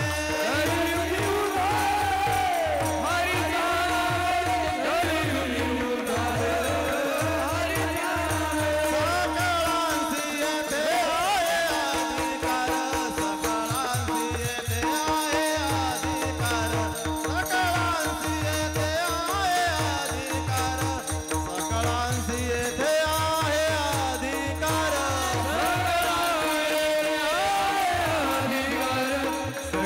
सकळांसी येथे आहे अधिकार, सकळांसी येथे आहे अधिकार, सकळांसी येथे आहे अधिकार, संत वाङ्मय वर्णन करतं, यारे यारे लहान थोर, याती भलती नारी नर, न करावा विचार न लगे चिंता कवनासी, सकळांसी येथे आहे अधिकार, कलियुगी उद्धार हरीच्या नामे, जयाने घातली मुक्तीची गवांदी, मेळविली मांदी वैष्णवांची. किती प्रमाण सांगावे? संत वाङ्मय, सर्व वाङ्मय तुम्हाला सांगतं की सर्व आपण सर्वजण या महाराष्ट्रामध्ये एक थोर संत, अंध संत झाले, गुलाबराव महाराज माधानकर. त्यांना दोनही डोळे नव्हते, दोन्ही डोळ्याने अंध होते. ऐका महिला वर्ग, ते पुरुष होते बरं का रामभाऊ, ते पुरुष होते, पण ते 4 दिवस बाजूला बसायचे पुरुष असताना. त्यांना मुलगा होता, पण ते स्वतःला कृष्ण पत्नी मानायचे, कपाळभर कुंकू लावायचे, आणि ते पूर्वजन्मीचे ललिता नावाची गोपिका होते. पूर्वजन्मी ती ललिता नावाची गोपिका होते. ह्या जन्मी त्याच वासना जन्म घेणे लागे वासनेच्या संगे, कृष्ण भक्ती ही पुढील जन्मी अखंड राहावी म्हणून त्यांनी ते व्रत केलेलं होतं. आणि त्या व्रतामुळे पुढील जन्म माणसाचा भेटला, पण संपूर्ण शरीर यष्टी स्त्रीची व्हायची. आणि मग त्यांना प्रश्न विचारला, महाराज आपण कोणत्या संप्रदायाचे आहात? त्यावेळेस महाराजांनी फार गोड उत्तर दिलं, मी कोणत्याही संप्रदायाचा नाही, पण मला वारकरी संप्रदाय आवडतो. काय बोलले? मी कोणत्याही संप्रदायाचा नाही, परंतु मला वारकरी संप्रदाय आवडतो, कारण सर्व समाजाला काला खाऊ घालण्याची क्षमता एकाच व्यासपीठावर आहे आणि ते आहे वारकऱ्यांचं व्यासपीठ. इथे जातीपातीचे बंधन नाही, इथं गरिबी श्रीमंतीचं बंधन नाही, इथं उंच निंच काही नेने भगवंत तिष्ठे भाव भक्ती देखून या दासी पुत्र कन्या विदुराच्या भक्षी दैत्या घरी रक्षी प्रल्हादासी. म्हणून बंधन नाही इथं जातीपातीचे. श्रीमंती गरीब काही पाहत नाही महाराज. तुम्ही कोणत्या जातीचे कोणत्या वर्णाचे काय काही गरज नाही. सर्वांना एका व्यासपीठावर आणण्याची क्षमता वारकरी संप्रदायामध्ये आहे. म्हणून जातीपातीच्या बंधनामध्ये साधकाला अडकवतात. आता सध्या आपल्या भागामध्ये कमी अजून, पण विशिष्ट एखाद्या समाजाचं गाव असलं ना तिथं फक्त त्याच समाजाचे कीर्तनकार. आपल्या भागात अजून बाबा अजून भक्कम आहे. आपले बाबा भक्कम असल्यामुळे कोणी चालचाल करत नाही. पण काही काही गावांमध्ये ज्या समाजाचं गाव ना त्या समाजाचे बाबा, त्या समाजाचे कीर्तनकार. मोठी दुर्दैवाची गोष्ट आहे. कसं काय करावं असो, त्याला जातीपातीच्या बंधनात अडकवतात आणि त्याचा घात सुद्धा करू शकतात, करतात कधी कधी. मग साधकाला आंतरशत्रूंशी युद्ध करायचं आहे, बाहेर समाजाशी युद्ध करायचं आहे. मग काय करायचं आहे की नाही. आपल्या भारत देश हा दोन बाजूनं संकटात आहे. एक बाजूनं आहे चीन, एका बाजूनं आहे पाकिस्तान. पाकिस्तानशी युद्ध करत राहिलं तर चीन संधी साधतं, चीनशी युद्ध करत राहिलं की पाकिस्तान संधी साधतं. मग भारत देश आपलं जे संरक्षण खातं आहे कोणतंही पाऊल उचलताना अत्यंत हुशारीनं पाऊल उचलतं. पाकिस्तानशी युद्ध करताना चीनला धक्का लागणार नाही आपल्या बॉर्डरला याची दक्षता घेतं. आणि चीनशी युद्ध करत असताना आपल्या पाकिस्तानच्या बॉर्डरला धक्का लागणार नाही याची दक्षता घेतं. दोन्ही बाजून दक्ष असतं. आणि म्हणून आपला जास्तीत जास्त खर्च हा सुरक्षा विभागावर आहे. कारण का दोन शत्रू आहे. त्याप्रमाणे साधकाच्या जीवनामध्ये दोन शत्रू आहे, एक बहिर्शत्रू एक अंतरशत्रू. मग यासाठी साधकानं काय करायचं तर त्यासाठी वाङ्मय सांगतं, धर्म सांगतो, आत्मानाम सततम रक्षेत. काय करायचं त्याने आपल्या आत्मस्वरूपाचं रक्षण करावं, आपल्या आत्म्याचं रक्षण करावं. बघा दानैरपी धन काय दारायरपी धनैरपी. पहिल्या क्रमांकावर आपण धनाचं रक्षण केलं पाहिजे. कशाचं? धनाचं. काय काय लोक उदळ मानके असतात, पैसे आले का त्यांना बॅलन्स ठेवूशीच वाटत नाही. गाडी काहीतरी मोबाईल. आता काल मी एक चॅनलवर मुलाखत बघितली जितेंद्र भावेंची. तर ते फायनान्स त्याला अनुभव येतात. त्यांनी सांगितलं दुर्दैवाची गोष्ट आहे उत्पन्न 10% खर्च 90%. का आत्महत्या करावं लागणार नाही? मला सांगा, तुम्हाला कोकणातून एखादी बातमी ऐकायला मिळाली, कोकण भागातून कोकणातली एखादी आत्महत्या झाली, मग आपली आत्महत्या का? याचं कारण आपलं उत्पन्न आहे 20% आणि खर्च आहे 50%. 10वीच्या मुलाला काय करायचं आहे? मोबाईल 20,000चा. चॅटिंग करायला, पळून जायला, कशाला पाहिजे? टाइमपास करायला, व्हॉट्सअप, फेसबुक, इंस्टा, ट्विटर. हां काय बाकी आहेत सध्या? काय मला सांगा, 80-90 वर्षाची म्हातारी झाली, त्यांना अजून चष्मा नाही बा काय काहींना. आणि हे बाहेर आलं का लगे 0.5 बाहेर. आता इंदुरीकर बाबामध्ये येताना चष्मा घालून येणार आहे बाहेर. 20,000चा मोबाईल, 2,000चा बूट आहे मुलाच्या पायामध्ये सध्या. अरे तुझ्या वडिलांचं उत्पन्न किती, तू खर्च करतोय किती, आहे की नाही? आथरून पाहून पाय पसरावी माणसानं. आज कोकण पट्ट्यामध्ये एकही आत्महत्या नाही आणि आपण जमीनदार असताना सुद्धा आपल्याला आत्महत्या कराव्या लागतात. याचं कारण अवाढव्य इतर खर्च. 30,000चा फ्रीज. का बरं? पहिल्या काळात लोक जगत नव्हते का फ्रीज शिवाय? हां 50,000ची AC, 5,000चं मिक्सर आणि बाईला शुगर. शुगर BP कामच नाही ना काही. हो कुठं आहे तुम्ही? म्हटलं इतकं आलो कामावरून, तेवढं दळून आणा. तुला काय झालं? पायात मुंग्या येतात. हे तुझा मुडदा बसावला तुझा. दिवसभर मालिका पाहते, दिवसभर मालिका पाहते, पायाला मुंग्या येत्या. तुझ्या डोक्यात मुंग्या आल्या पाहिजे म्हणजे ॲडमिट तरी करता येईल तुला. तुम्ही नाही बरं का, तुम्ही चांगले आहे. कारण खेडेगाव आहे. खेडेगावात आजही पण आमच्या महिला दिवसभर काम करतात. शहरांमध्ये काहीच कामं नाही, काहीच कामं नाही. सकाळपासून संध्याकाळ तांदूळ टीव्हीवर आणि खडे ताटात. हा कार्यक्रम चालू आहे सिटीमध्ये. तरी पायात मुंग्या, कमरात चमक. इकडं उसणं भरते, इकडं नसबंद होते, मेंदूला मुंग्या येतात. काय महाराज अडचणच आहे, सगळे अवघडच आहे. हे एक जण कमी केलं तर त्याला काहीतरी सुकार तरी दुसरी एखादी करून आणील. हे नागन लोड जरा हप्ते फेडता येत नाही, डोक्याला ताण कामा देण्याचा. आणि म्हणून विठाला विठाला विठाला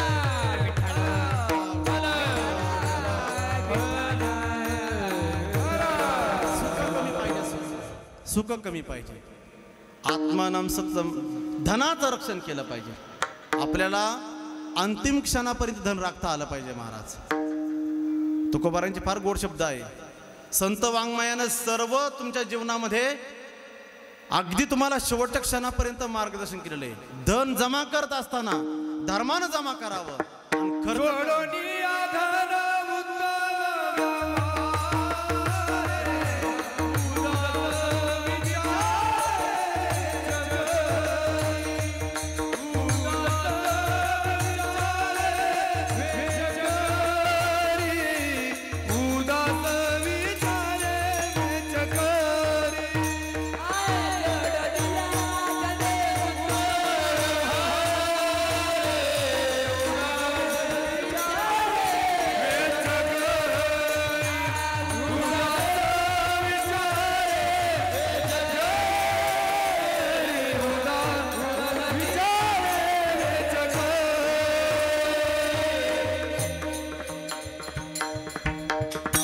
जोडून या.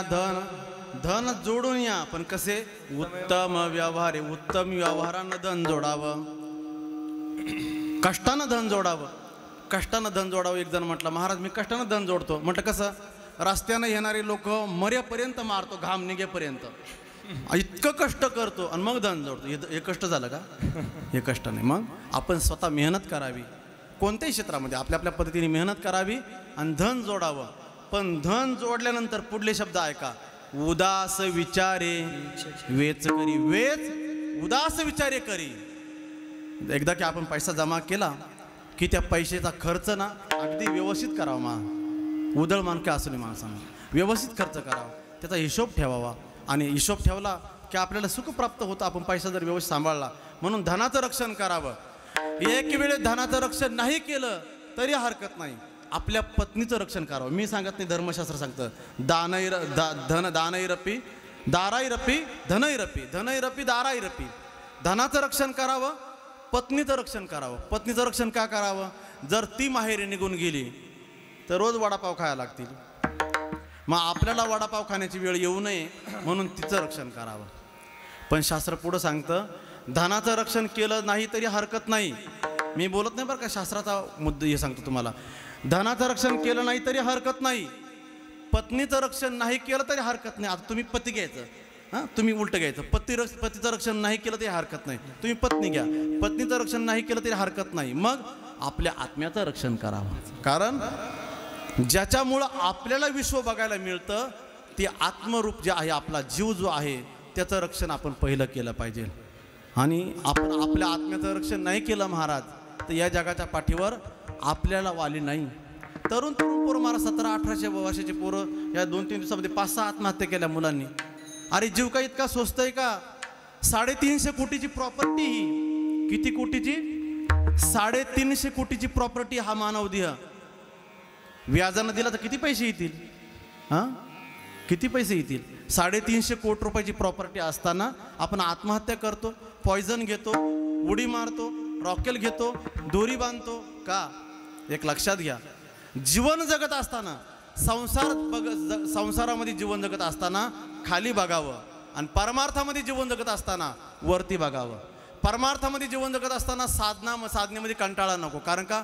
ज्ञानोबारांनी किती साधना केली असेल, तुकोबारांनी किती साधना केली असेल, त्यांच्याकडे बघून आपण साधना करावी परमार्थामध्ये. आणि संसारामध्ये माझ्याकडे बंगला आहे, त्याची अजून झोपडीसुद्धा सुधारली नाही, मी बरा आहे. आपण जर वर बघितलं तर वरती महाल बांधणार आहे, त्याच्यावर राजवाडा बांधणार आहे, त्याच्यावरती पॅलेस बांधणार आहे. राजवाडा महाल पॅलेस एकच झालं ना? बरं चला काय हरकत नाही. म्हणजे वर संसारात आपण वर बघितलं तर दुःख होईल, परमार्थामध्ये खाली बघितलं दुःख होईल. परमार्थामध्ये खाली बघा, संसारामध्ये खाली बघा आणि परमार्थामध्ये वर बघा. सुखाची प्राप्ती झाल्याशिवाय राहणार नाही. आणि म्हणून धनाचं रक्षण करावं, नाही करता आलं पत्नीचं रक्षण करावं, नाही करता आलं आपल्या आत्म्याचं रक्षण करावं. एक साधक विद्यार्थी आणि नुकती त्याला परमार्थाची आवड लागलेली आणि त्यांच्या गावामध्ये चातुर्मासासाठी साधू थांबला. 2 महिने तो मुलगा नियमाने दर्शन करण्यासाठी जायचा. 2 महिन्यानं बघितलं, साधू महाराजांनी विचारलं, कुठला तू? अमुक अमुक गल्लीतला. काय तुझं नाव? भाऊसाहेब. बरं, काय हरकत नाही. तुला परमार्थ आवडतो? म्हटले आवडतो. चल माझ्यासोबत. आहे की नाही? आपुल्यासारखे करीती तात्काळ, नाही काळ वेळ तया लागी. माझ्यासोबत चल म्हटले. बाबा, माझ्या पत्नीचा माझ्यावर खूप जीव आहे. ती म्हणती हम तेरी बिन काही रही नाही पाते आणि तुम नाही आते तो हम मर जाते, असं ती म्हणती. बरं म्हटले, ती तुझ्याशिवाय मरेल? म्हटलं हो, माझ्याशिवाय जगू शकत नाही, 1 मिनिट सुद्धा जगू शकत नाही, ती राहू शकत नाही. मला जर बघितलं नाही ती लगेच जीव देऊन टाकेल. वा वा वा, तुझा पत्नीचा एवढा जीव आहे? म्हटलं हो. आणि आई तर माझ्याशिवाय राहू शकत नाही. म्हटलं वडील तर 1 थेंब सुद्धा पाणी घेऊ शकत नाही. आणि आजोबा? म्हटलं आजोबांच्या कानावर शब्द पडल्या प्राण सोडतील. आणि आजीला तर ऐकवा सुद्धा नाही. या सगळ्या गोष्टी ऐकल्या. म्हटलं एक काम कर, अजून 2 महिने आपल्याला चातुर्मासाचे बाकी आहे.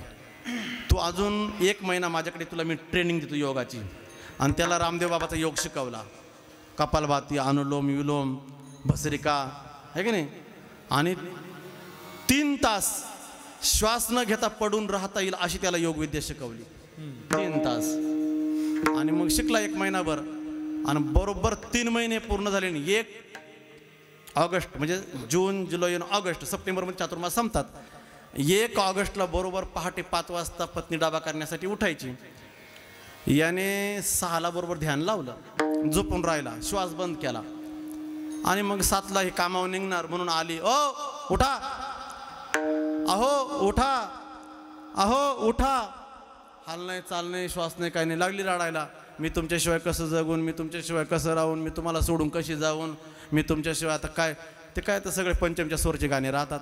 आणि ती रडायला सुरुवात झाली. मग आजी आली, आजीला रडायला लागली, आजोबा रडायला लागले, वडील रडायला लागले, आई रडायला लागली, सगळं घरदार रडायला लागलं, गल्ली रडायला लागली, गाव रडायला लागलं. आणि मग रडायला लागणं लगेच सुतळी बांबू बोलावलं. सुतळी बांबू, मडकं, सुतळी बांबू, गवत, फुलं, हार, चिल्लर लगेच गोळा केलं 1 तासामध्ये. साहेबराव गेले म्हणून, भाऊसाहेब. झालं 8 वाजता काढलं बाहेर. 7ला योग लावलेला, 8ला बाहेर काढलं. 1 तासामध्ये पाहुणे बहिणी बिनी येणार. आणि रडायचा दानका चालू यांचा. बरोबर 3 तासाचा योग ना 2 तास होऊ दिले. आणि दुसऱ्या तासाला बरोबर महात्मा आले. आणि मग ती आजी रडायला लागली. बाबाजी बघा ना, आमचा भाऊसाहेब आम्हाला सोडून गेला. पत्नी म्हणती बघा ना, माझं धनी मला सोडून गेलं. बाप म्हणतो बघा ना, माझा चिरंजीव मला सोडून गेला, माझा लाडका मला सोडून गेला. आपल्या आपल्या पद्धतीने सगळेजण रडायला लागले. आणि मग साधू म्हटले, बघा माझ्याकडे एक अशी वस्तू आहे, असं औषध आहे की ते औषध घेतल्यानंतर तो जिवंत होईल आणि ज्याला दिलं तो मरल. कोण घेतं? आजी तुमचा जास्त जीव आहे, तुम्ही घेता का? मूळ द्या म्हटलं, अजून मी कडा हरभरे खाते, मी बरा जीव सोडील. आजी बाद झाली. आज्याला म्हटलं तुम्ही घ्या. म्हटलं अजून निमे 7 बारे माझ्या नावावर आहे, अजून त्याच्या नोंदी नाही पडल्या, त्यामुळे मी नाही जाऊ शकत. काही जण हसले म्हणजे अजून उतारे आहे तुमच्या नावावर. हां ना, अजून ठराविक उतारे आहे. ते एक परवा दिवशी मी रील बघितला. रील लय भारी बारा. तो त्याचे 5-6 नातू असतात बरं का. त्या म्हाताऱ्याचे 5-6 नातू, म्हाताऱ्याचा गुडघ्या एवढं धोतर आणि कोपरी. आणि त्या नातवांना माहिती होतं म्हाताऱ्याची 50 एकर जमीन समृद्धीच्या टचला आहे. म्हाताऱ्याच्या पाठीमागं छत्री आणि चौबाजूनं ते बाउन्सर असतात ना, तसे सगळे नातू बाउन्सर. कारण का म्हातारा कोट्या दिशे ना, म्हातारा कोट्या दिशे. तसं म्हातारा म्हटला माझ्या नावावर अजून निमे उतारे. वडीला म्हटलं तुम्ही घ्या. म्हटलं मी बरा घेईल, माझ्या नावावर बँकेचे खाते. आईला म्हटलं तू घे. म्हटलं नाही मी नाही घेऊ शकत. मग आता सर्वात कोण राहिलं? पत्नी. कारण शेवटी अर्धांगी म्हटलेले ना. म्हटलं मग आता सर्वजण नाही म्हणतायत, मग तू घे. म्हटलं मी हा नाही तर दुसरा, मी काला लोड घेईन, पोरं तुमचे तुम्ही सांभाळा, मी दुसरा घेऊन चालले है की नाही. आणि मग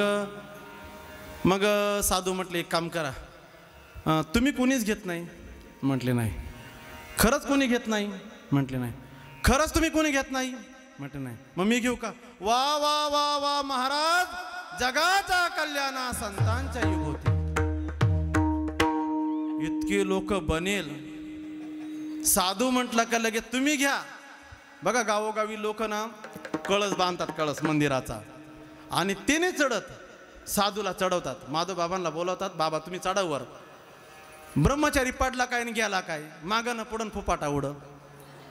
हे लय मोठे चाप्टर संसारात लोक, मोठे चाप्टर. पण सध्या ब्रह्मचारी माणसं हुशार झाली, ते म्हणते आम्हाला नाही चढवत, तुमचा मुलगा चढवा, आहे की नाही. आणि मग घेऊ म्हटले. बरं. आणि मग ते पिठी साखरच होती, ती टाकली पाण्यामध्ये, हलवली आणि मस्तपैकी मारली महाराजांना एक ग्लास मारल्यावर तो उठतो का नाही ये नव्हते बघत, मुलगा उठतो का नाही ये नव्हते बघत. महाराज कधी मरतो हे पाहत होते, महाराज कधी मरतो हे पाहत होते. काय चॅप्टर महाराज दुनिया. आणि मग बाळू, भाऊसाहेब, अरे उठ. उठला भाऊसाहेब, उठून बसला. तू म्हणत होता ना माझी पत्नी माझ्याशिवाय जगू शकणार नाही, माझी आई माझ्याशिवाय राहू शकणार नाही, माझे वडील माझ्याशिवाय राहू शकत. बघ म्हटले सर्वजण राहती निराळी रांडा पोरे राहती निराळी रांडा पोरे सकळे राहती निराळी रांडा पोरे सकळे राहती निराळी रांडा पोरे सकळे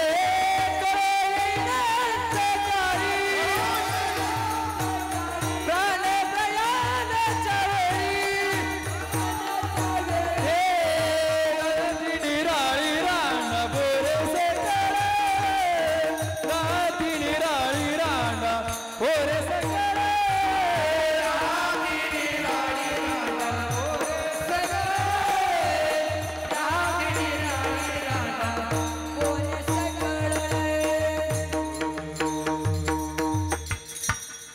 प्रयाणाच्या अशा वेळेस ज्यावेळेस आपल्याला लक्षात येतं की आपल्या आत्म्याशिवाय कोणी आपलं कोणीच नाही, मग आत्म्याचं रक्षण करत असताना आपण तर आपलं रक्षण करू शकत नाही, कारण जीव हा परतंत्र आहे, जीव हा सुखदुःखाने बांधलेला आहे. मग काय करावं? एक तर संतांची शरणागती करावी अथवा देवाची शरणागती करावी. बरं महाराज, संतांची शरणागती पण बहु अवघड आहे. संत भेटी आहे की नाही, संतांची भेटी अवघड आहे. वा वा, साधक हा हुशार दिसतो. संतांची भेटी अवघड आहे. मग महाराज देवाची भेटी नक्की होणार. तुम्ही देवाकडे याचना करा. मग त्याने देवाकडे याचना केली. महाराज देवाकडे याचना केल्यानंतर देव रक्षण करतो का? म्हटलं हो, देव रक्षण करतो. कोणत्या कोणत्या पद्धतीने? देव आधार देतो, देव मार्ग दाखवतो, देव बळ देतो, देव धीर देतो. देव धीर देतो अभंगाचं पहिलं चरण. रणी निघता शूर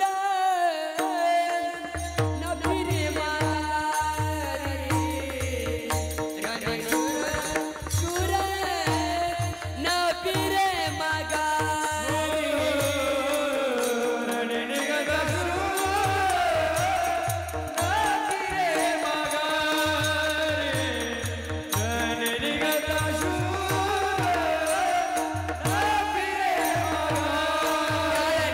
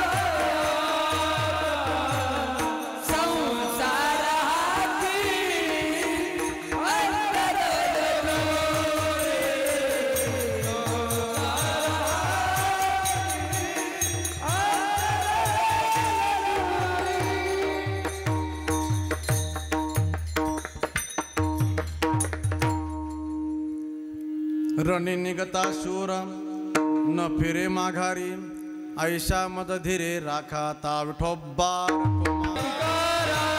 पंढरीनाथ भगवान माऊली ज्ञानेश्वर महाराज जगद्गुरु तुकाराम संत श्रेष्ठ निवृत्तीनाथ सद्गुरु जोग महाराज की जय.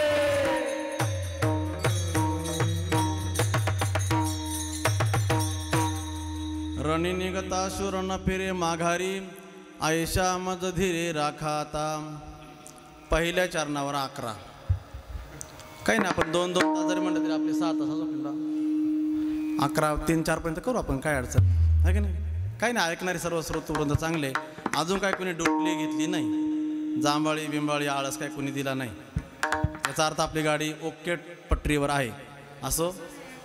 बरं, गवळण म्हणायची का? म्हणू. रणी निघता शूर न फिरे माघारी.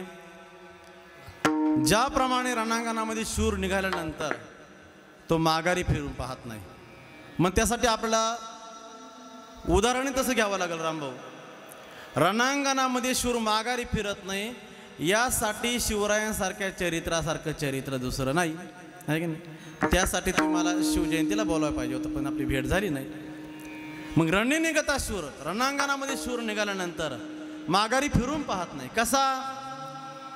छत्रपती शिवराय हे दक्षिण दिग्विजयाला कर्नाटकमध्ये जात असताना गोवळकोंड्याच्या कुतुबशहाला बातमी कळाली की छत्रपती शिवराय हे कर्नाटकमध्ये दिग्विजय करण्यासाठी येत आहे. आणि मग कर्नाटकच्या त्यांच्या गोवळकोंड्याच्या सरहद्दीपर्यंत महाराज पोहोचले. निरोप पाठवला, राजाजी आपण आमच्या नगरीमध्ये येण्याची कृपा करावी. आदराने प्रेमानं बोलवलं कुतुबशहानं. आणि त्या विनंतीला मान देऊन महाराजही निघाले. सर्व सरदारांना सोबत घेतलं, आपलं सैन्य सोबत घेतलं आणि त्यांच्या वेशीवर गेले. वेशीवर गळा भेट झाली, सत्कार झाला, पाहुणचार झाला आणि महाराज आणि कुतुबशाह गप्पा मारत मारत दरबाराकडे निघाले. राजाजी, मी तुम्हाला एक प्रश्न विचारू? विचारा की. आपण इतके मोठे राजे आहात, हिंदवी स्वराज्य आपण निर्माण केलं आणि आपल्या सेनेमध्ये हत्ती का नाही? सहज प्रश्न कुतुबशहाने विचारला. आपल्या सेनेत हत्ती का नाही? महाराजांनी क्षणाचाही विलंब न लावता उत्तर दिलं, माझा मावळा हाच माझा हत्ती आहे. काय बोलले? माझा एक एक मावळा माझा हत्ती आहे, त्यामुळे मला हत्ती सांभाळण्याची गरज नाही. बोलून गेले. पण कुतुबशहानं प्रतिप्रश्न विचारला, मग तुमचा मावळा जर हत्ती आहे तर आमच्या हत्तीबरोबर तुमचा मावळा लढेल का? आले ना प्रश्न? म्हटले हो लढेल ना. मग उद्याच आपण रणांगणामध्ये तुमचा मावळा आणि आमचा हत्ती यांची झुंज ठरवू. आणि बस, सर्व नगरीला सांगितलं, मावळ्याची आणि हत्तीची झुंज आहे, सर्वजण बघायला या. थाप समाज बसलेला. महाराज आणि कुतुबशाह बाजूला बसलेले, त्याचे सरदार एका बाजूला, महाराजांचे सरदार पाठीमागं. आणि कुतुबशहानं सांगितलं, आम्ही आमचा हत्ती रणांगणात आणलाय, तुम्ही तुमचा मावळा रणांगणात पाठवा. महाराजांनी असं पाठीमागं पाहिलं. नजर पडली यसाजी कंकावर. आपल्यासारखा मावळा असता नका ना बरं महाराज. बाप मुलं लेकरं म्हटले पाठीमागं, संसार आहे पाठीमागं.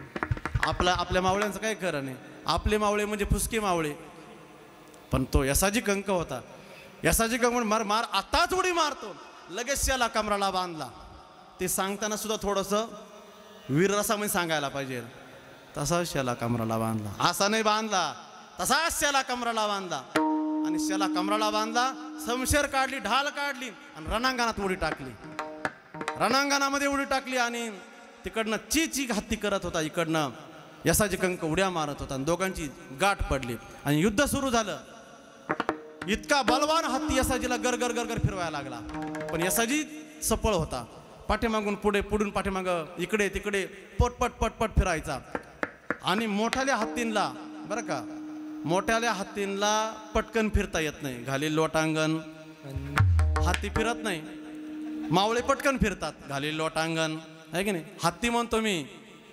आणि मग पटकन इकडनं उडी मार, तिकडनं उडी मार, इकडनं उडी मार, तिकडनं समशेर सतत चालू. आणि एक घाव असा समोर आला, सोंड आली समोर, घाण असा घाव घातला.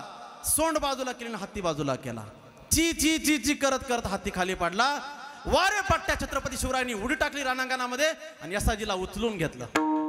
काय केलं? यसाजीला उचलून घेतलं. तेच जर आपला एखादा साधारण मनुष्य असता रणांगणामध्ये उडी मारली असती? शक्य नाही. म्हणून रणी निघता शूर न फिरे माघारी. महाराजांचा एक एक मावळा असा होता की देव देशान धर्मापायी प्राण घेतले हाती, शूर आम्ही सरदार आम्हाला काय कुणाची भीती. जिंकावे की काय जिंकून, काय लढून मारावे मरून जिंकावे, असं मरणासाठी उदार होणारे, मरणासाठी शर्यत करणारे आमचे मावळे होते. म्हणून 350 वर्ष झाले सर्व मंदिरं आणि आमच्या माता मावल्या सुरक्षित आहे. याचं कारण छत्रपती शिवरायांचं हिंदवी स्वराज्य. म्हणून रणी निघता शूर न फिरे माघारी. पहिलं उदाहरण. दुसरं उदाहरण, रायगडावर महाराज बसलेले. तानाजी मालुसरे 4 महिन्याच्या सुट्ट्या संपून सकाळी दिवाळीमध्ये आमंत्रण देण्यासाठी चालले. मुजरा महाराज, ताना काय न केलं? अरे मुलाचं लग्न ठरलंय माझ्या रायबाचं आणि आपण लग्नाला आलं पाहिजे, आमंत्रण देण्यासाठी आलोय. आमंत्रण देण्यासाठी आला? अरे पण मला तर कोंढाण्याची सहस्वारी करायची आहे. कोंढाण्याची? आपण कोंढाण्यावर जाणार, आम्ही रायबाच्या लग्नामध्ये अडकणार. आधी लगीन कोंढाण्याचे आणि मग रायबाचे. पहिलं लगीन कोंढाण्याचं, नंतर रायबाचं काय करायचं ते बघू. आणि लगेच विडा उचलला आणि तानानं लगेच 250-300 मावळे तयार केले. अमावस्येची रात्र फायनल केली आणि कोंढाण्याच्या पाठीमागच्या कड्याने तानाजी वर चढायला लागला. वरती काही साधा सुद्धा सरदार नव्हता. उदयभान राठोड 2500 सेनेसह, राजपूत सेना ते पण चिवट, हेही पण चिवट. इकडं मराठे, तिकडं सरदार, तिकडे राजपूत. आणि 250 मावळ्यांना घेऊन वर चढला. दोर कापून टाकले आणि आक्रमण केलं. उदयभानची आणि तानाजीची गाठ पडली. समशिरी व समशीर आदळू लागली. ढालीवर ढाल प्रहार करू लागली. एका समशिरीच्या घावामध्ये तानाजीची ढाल तुटली. शेला गुंडाळला आणि शेल्यावर वार घेऊ लागला. सप सप सप सप वार करू लागली दोघ जण एकमेकावर चपळतीच्या वेगाने.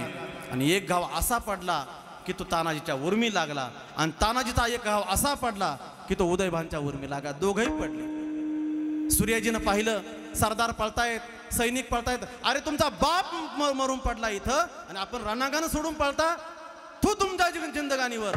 आणि असं म्हटलं तर 250 सरदार पाठीमागं फिरले, 2500 राजपूत कापून काढले. याला म्हणतात रणी निघता शूर न फिरे माघारी, आयशा मद धीरे राखाता. हे देवा, मी मृत्यूलोकातील संसाररूपी रणांगणामध्ये युद्ध करण्यासाठी निघालो आहे. यदा कदाचित मी रणांगण गाजवत असताना, मी युद्ध करत असताना संसारात जर माझ्याकडून काही चूक भूल झाली, आयशा धीरे मज राखाता. कारण संसारा हाती अंतरलो दुरी, आता नारायणा कृपा करी. का कृपा करी? वागवितो तुझ्या नामाचे हत्यार, हाची बडीवार मिरवितो. ज्ञानेश्वर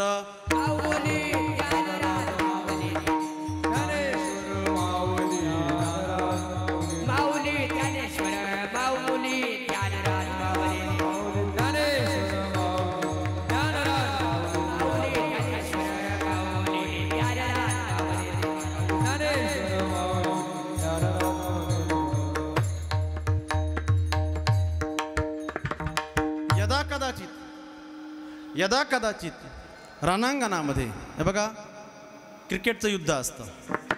म्हणजे 11 खेळाडू तिकडले, 11 खेळाडू इकडले.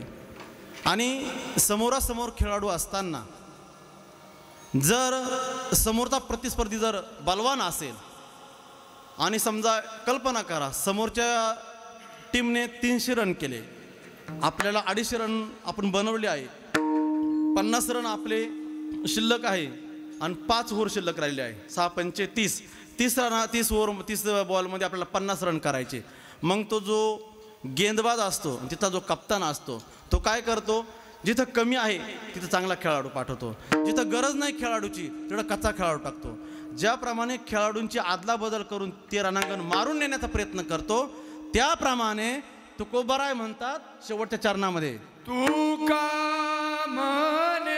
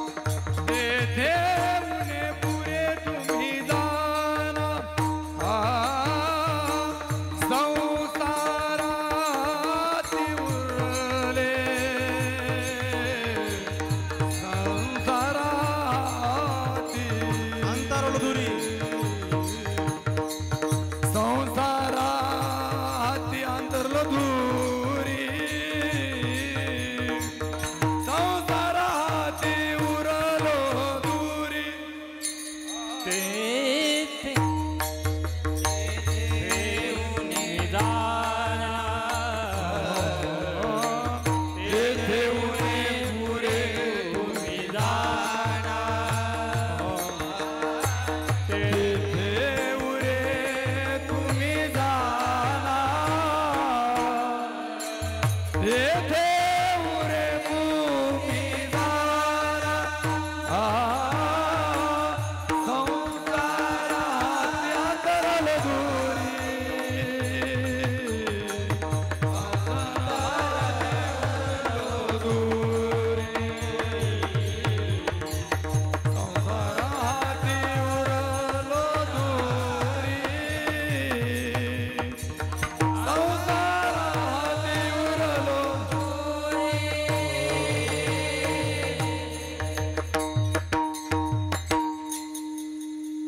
मद फिरता माघारे ठाला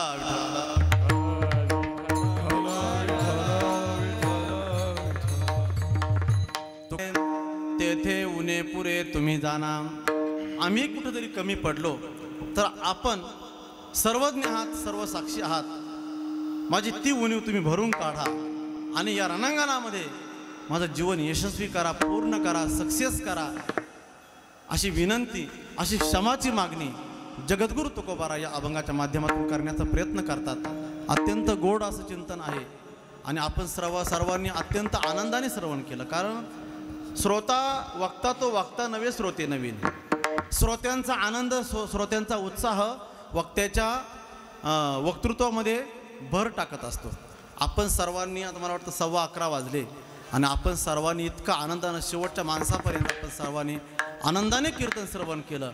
खरोखर आपल्यालाही आवड आहे आणि त्या माध्यमातून आपणही ते कीर्तन श्रवण करण्याचा प्रयत्न केला. आपण संत सानिध्यामध्ये आपला जन्म आहे. ज्ञानोबाराय, तुकोबाराय, जोग महाराज, सद्गुरू बाबा या सर्वांच्या सानिध्यामध्ये आपला जन्म आहे. आपण काहीतरी साधन केलं पाहिजे, काहीतरी साधन आपल्या जीवनामध्ये घडलं पाहिजे. कारण आपल्याला जर इथं श्रीमंत व्हायचं आहे तर पैसा पाहिजे. काही लोक म्हणतात का काय पैशाची गरज आहे, त्यांचं ऐकायचं लाबाड लोक असतात बरं का. जे लोक म्हणतात ना पैशाची गरज नाही ते 1 नंबरचे लाबाड लोक. म्हणजे लोकांना पैशाची गरज नाही आणि हे BMW मध्ये फिरत आहे म्हणजे केवढे लाबाड आहे. काय म्हणतात संसार नश्वर आहे, नाश काय आहे, सप्रभू की माया आहे. मग प्रभू की माया, तुला कोटीचा बंगला काय करायचा आहे? हां, म्हणजे लोकांना येड्यात काढतो का तू? असं नाही. संसारामध्ये पैसा हा अत्यंत गरजेचा आहे. पैसा कमावलाच पाहिजे. 4 व्हीलर घेतलीच पाहिजे. मी म्हणतो स्कॉर्पिओने BMW काढा, पण कष्टानं काढा, काय अडचण आहे. आपण कष्टानं जर पैसा कमावला, 1 कोटीचा नाही 50 कोटीचा बंगला बांधा, काही फरक पडत नाही. पण आपल्या कष्टानं काय अडचण आहे महाराज. आपण देवाने आपल्याला दिले, आपण स्वकष्टाने जर कमवत असलो तर अजिबात काळजी करण्याची गरज नाही. पैसा आपण कमवतो, आनंद आपल्याला लुटायचा आहे. लोक पैशाची गरज काय म्हणताय बघा. पैशाची गरज वरती नाही हे तितकंच खरं आहे. एखादा आपल्यातला घोटीला गेला, म्हटलं का हो काय केळी घेऊन या, किती? 1 डझन. पण येताना साली नका आणू, काय नका साली आणू नका. तिथंही फेकायच्या आणि इथंही फेकायच्या. मग इथं कचरा आणण्यापेक्षा तिकडे टाकून द्या, फक्त केळं घेऊन या. आहे का रामभाऊ? साली इथंही फेकायच्या आहे, मग तिकडे फेकायचं आहे. मग इथं आणून फेकण्यापेक्षा तिकडे फेकून द्या, फक्त केळी घेऊन या. चालेल का? घरी आणण्यापर्यंत साली जशा केळासाठी गरजेच्या आहे तसं जीवनाचा क्षण शेवटपर्यंत सुखाचा होण्यासाठी पैसा गरजेचा आहे. म्हणून येड्यांचं ऐकायचं नाही. पैसा हा पाहिजेच. कोणी म्हणलं पैसा नाशवा नाही, लक्ष्मी नाशवा नाही, धनवा, त्यांचा अजिबात ऐकायचं. तू पहिला निघ इथून. अजिबात नाही. पैसा कमवलाच पाहिजे, पण जोडून या धन उत्तम व्यवहारे. आणि पैसा कमवल्यानंतर आता हा सप्ताह चालू आहे आपला 7 दिवस गावामध्ये. कमिटी तुमच्या दारात नाही आली पाहिजे, एक लक्षात घ्या. कमिटी दारात नाही आली पाहिजे. विठ्ठल भाऊ किती वर्गाने? 500 रुपये. माझ्याकडून 1100 घ्या. कारण का कोरोना काळामध्ये लोकांनी लाखो रुपये घालून ते जगले नाही. मला देवाने 1 रुपया खर्च करू दिला नाही, सही सलामत ठेवलं. हे माझ्याकडून 1100 रुपये.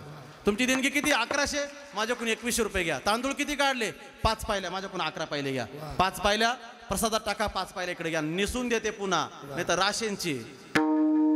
बरोबर आहे का? काय जणी अशा माया आहे, राशेंचे तांदूळ देता. देऊ नका बरं का. त्याला सगळं माहिती आहे. त्याने जर तुमची किल्ली फिरवली ना, आख्या तांदळावर मावा माहिती ना, तुडतुडे एका रात्रीत आखा भात गायब. मी तुमच्याच तालुक्यातला आहे, मला सगळं माहिती आहे. ज्यांनी राशेंचे तांदूळ दिले त्यांचे सगळे भात माव्यानं खाऊन घेतले. चांगले द्यायचे. कारण का देवाला दिलं की देव आपल्याला 10 हाताने देतो. तो कोणाचं कर्ज ठेवत नाही, तो कोणाचंही कर्ज ठेवत नाही, त्याला कोणाचं कर्ज आवडत नाही. नुसतं दूध दिलं 1 कपभर, क्षीरसागर देऊन टाकला. 1 बेलाचं पान दिलं, मोक्ष देऊन टाकला. तो कोणाचं कर्ज ठेवत नाही, म्हणून देवाला देताना प्रामाणिकपणे द्यायचं. आणि आपण सर्वांनी सेवा करायची सप्ताहामध्ये. असो झालेली सेवा प्रभूचरणी समर्पित करून, ज्यांच्या माध्यमातून या सेवेचा योग आला, सप्ताह कमिटी व आमच्या आदरणीय सन्मित्र आमचे विठ्ठल भाऊ असतील, संपूर्ण टाळकरी मंडळी असतील, आमचे रामभाऊ असतील, त्यांचे सर्व जोडीदार. आता मी बाकीच्यांना कोणा ओळखतच नाही. एक तर फोन आला रामभाऊचा येतो बेलगावमधून, एक तर महाराजांचा येतो, आणि एक तर दिगंबर बाबांचा येतो. पण दिगंबर बाबा इथं काही नाही.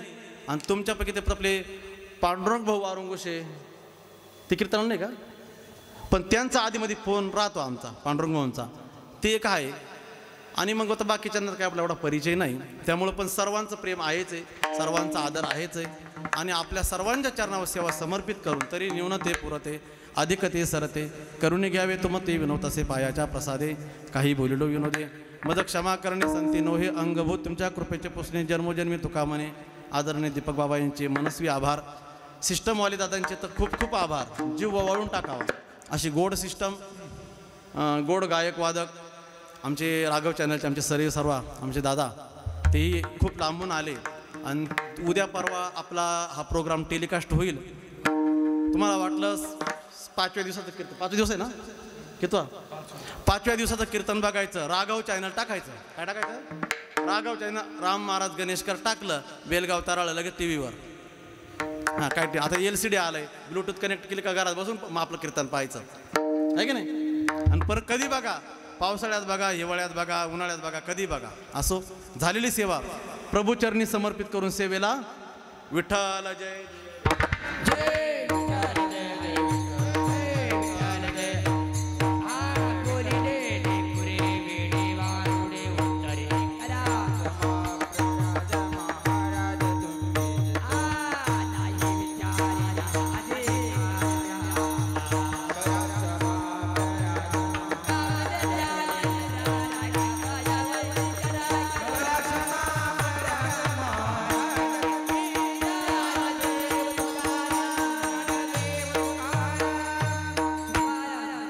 आम्ही नाशिकवरनं साधारणतः 200-300 भाविक आमच्यासोबत कुंभमेळ्याला येणार आहे.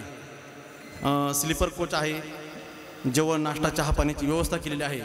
आणि फक्त गाडीचं भाडं आम्ही घेतलेलं आहे. जर कोणाला तिकडे सप्ताह आहे, 1 दिवस काशीला कीर्तन आहे, 1 दिवस अयोध्येला कीर्तन आहे, 1 दिवस प्रयागराजला कीर्तन आहे, आणि काल्याचं कीर्तन त्र्यंबकेश्वरला आहे. जाताना उज्जैन करायचं, येताना शेगाव करायचं आहे. जर कोणाला यायचं असेल तर जरूर संपर्क करा.